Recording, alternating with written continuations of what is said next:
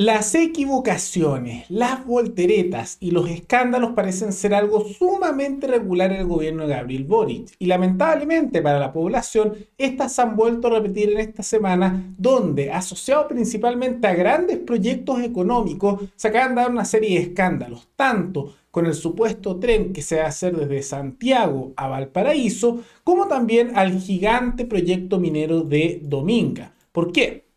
Porque se han dado una serie de cancelaciones, problemas económicos y una serie de otras problemáticas, a la vez que cada vez parece más probable que en la votación del día de hoy para ver si se elimina o no al ministro Giorgio Jackson de su cargo, probablemente se salve gracias a votos de la derecha. Y vamos a ver por qué. Todo eso vinculado a un caso de corrupción. Todo eso lo vemos a continuación.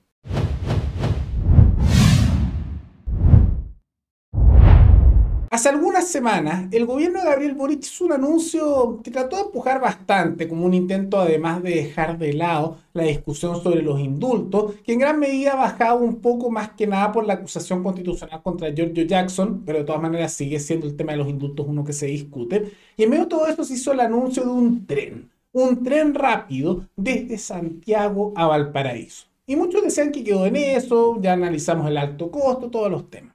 Pero ¿qué ocurrió?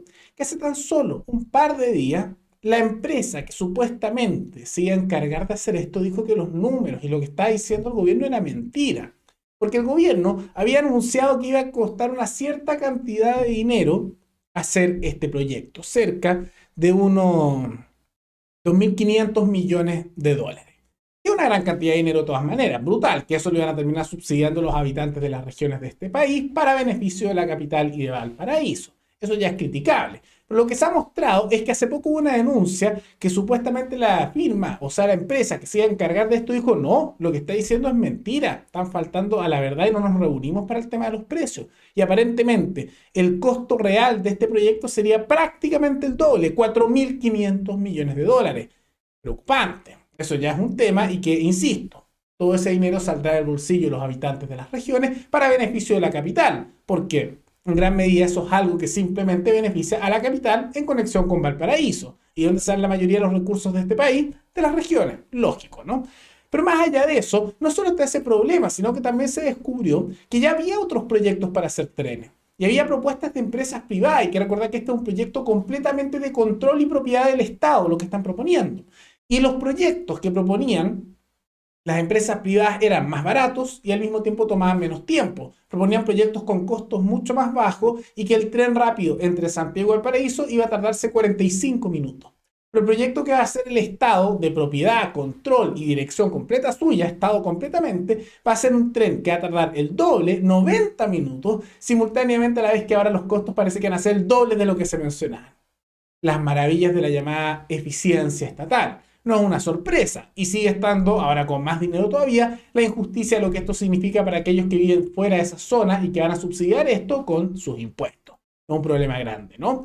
Pero los problemas a nivel de proyectos económicos no se quedan ahí. Porque también el día de ayer, el gabinete de ministros del gobierno de Boric, de la presidencia, los ministros decidieron cancelar el proyecto minero Dominga, que era un proyecto también millonario por más de 2.500 millones de dólares y que dijeron que se cancelaba por temas ambientales, esto que se iba a realizar en la comuna de La Higuera, en la región de Coquimbo. Ahora, ¿cuál es el tema con esto? Ya hemos hablado del proyecto Dominga en el pasado y que, por un lado, más allá de lo que vamos a analizar después, hay un problema de fondo en cómo son los proyectos económicos en este país, en que todas estas decisiones se toman en la capital, se toman por parte del Congreso o muchas veces por el gobierno de turno, como vemos ahora, y un grupo de ministros y figuras que están en la moneda, en la capital, toman una decisión de cosas que afectan a zonas locales. Es muy importante, y esto es para futuro, que proyectos que afecten a una zona local deben ser aprobados o rechazados por aquellos que van a ser beneficiados o perjudicados por ese proyecto. O sea, si va a haber un proyecto que va a hacerse, por ejemplo, Dominga, que querían hacer en esa región, y particularmente en la comuna de La Higuera, no sería lógico que los habitantes que estén ahí sean los que lo aprueben o no. En cambio, aquí se decidió simplemente rechazarlo unilateralmente por el gobierno, cosa que es popular a nivel nacional, pero consultando a habitantes locales muchos no están muy felices porque decían que querían, claro, resguardos ambientales, pero que este proyecto iba a generar muchos puestos de trabajo, entonces no están felices que se cancelen. pero como siempre se pasa por encima de la voluntad de los habitantes locales por parte del gobierno central. En este caso bloqueando un proyecto, en otros casos imponiendo zonas de sacrificio por parte del gobierno central porque no les importa la opinión de los habitantes locales. Bueno, pero más allá incluso de eso, que creo que es un problema importante, empieza a ocurrir que la empresa asociada a este proyecto minero está demandando ahora. ¿Por qué? Porque ya se había aprobado este proyecto por la ley, ya se habían hecho incluso modificaciones para hacerlo amigable ambientalmente, porque había preocupaciones sobre eso. Entonces, cuando ocurren este tipo de cosas, hay algo que se llama la certeza jurídica, que es a nivel mundial cómo se ve un país si es confiable o no para hacer inversiones o para hacer acuerdos. Y certeza jurídica significa, si tú me dices algo que sí o que no, se mantiene que sí o que no, cumples tu palabra. Es la manera más sencilla de verlo. Entonces, ¿qué pasa cuando hay proyectos, más allá de la que a ustedes les gusta o no, que se aprueban o se rechazan y después hay una vuelta de chaqueta a último minuto, que se cancela y había preparaciones por millones de dólares? No es confiable meter plata en ese país, entonces no lo vuelves a hacer. Es un poco lo que ocurre con los países que no son muy confiables. Entonces, más allá del tema de ambiental, que es una discusión importante, y de la aprobación o no, que debería ser por los habitantes locales, esto está generando además demandas contra el Estado chileno por pasar por encima de los acuerdos y resoluciones anteriores con tal de hacer un cambio a último minuto. Y ahora muestra cómo estas volteretas del gobierno no solo están teniendo efectos a nivel local, que esto lo va a tener, sino también a nivel de la imagen internacional de Chile, que va a tener consecuencias muy duras para las inversiones. Preocupante.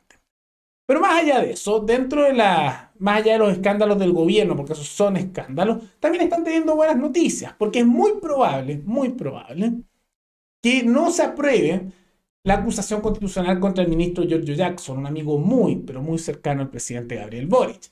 Ahora, ¿por qué es eso? Siendo que hace unos días estaba aparentemente que se iba a aprobar, faltaban originalmente solo 4 votos para que se aprobara. Bueno, no es porque no se haya aprobar por falta de votos en la centroizquierda o en el centro, sino en la misma derecha que originalmente apoyaba esto, porque numerosos diputados, particularmente de la UDI y Renovación Nacional, parece ser que ya está más o menos confirmado que no van a apoyar esto. Y han habido muchas acusaciones que analizamos en un programa anterior de que esto sabría razón de un acuerdo secreto.